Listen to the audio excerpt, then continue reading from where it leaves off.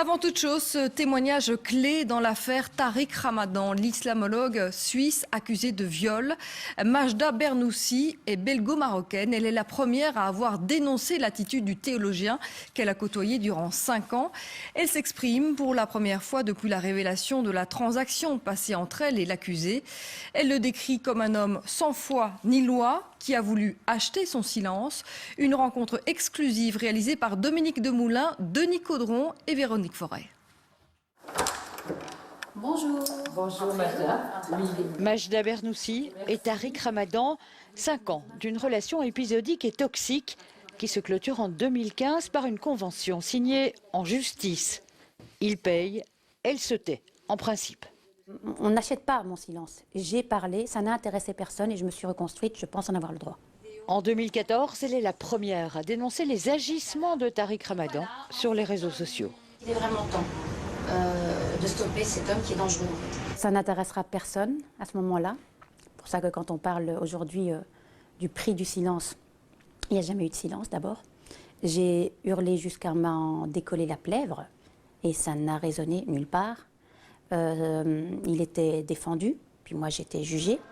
Jugée, intimidée, menacée, dit-elle, pour avoir dévoilé la face sombre du très médiatique théologien et prédicateur musulman. Son éthique, sa morale, sa foi, il la réserve face caméra.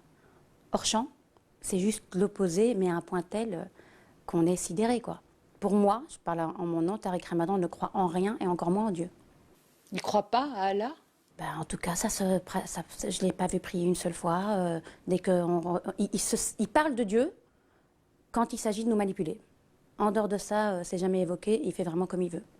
Et je peux vous dire que c'est open bar. C'est un menteur, prédateur, manipulateur, haute voltige. La charge est lourde, le portrait sans concession. Pourtant, Majda Bernoussi entretient cette liaison durant plusieurs années. Ceux qui me reprochent, en tout cas ces 5 années, est-ce qu'ils ont déjà eu affaire à un manipulateur, à quelqu'un qui en permanence souffle le chaud et le froid, peut vous rassurer, aussi vrai qu'il peut vous plonger dans une souffrance inouïe. C'est quelqu'un de brillantissime, donc c'est quelqu'un qui sait y faire. Donc oui, on est sous emprise. C'est amusant que les fans ne supportent pas ce terme sous emprise, alors qu'eux-mêmes sont sous emprise quand on voit la façon dont ils ne savent pas du tout faire la part des choses. Les fans ne savent pas faire la part des choses, parce qu'aujourd'hui, Tariq Ramadan, faisons l'impasse de la vérité judiciaire, en termes de déviance, il est au taquet, quoi. Au-delà des 5 plaintes, il y a je ne sais pas combien de dizaines de femmes à qui j'avais parlé, moi, en 2014. Inculpé pour viol, Tariq Ramadan nie les faits. Il est en détention préventive depuis le 2 février dernier. Pour sa part, Majda Bernoussi n'a jamais déposé plainte. Est-ce qu'il y a eu des violences sexuelles ?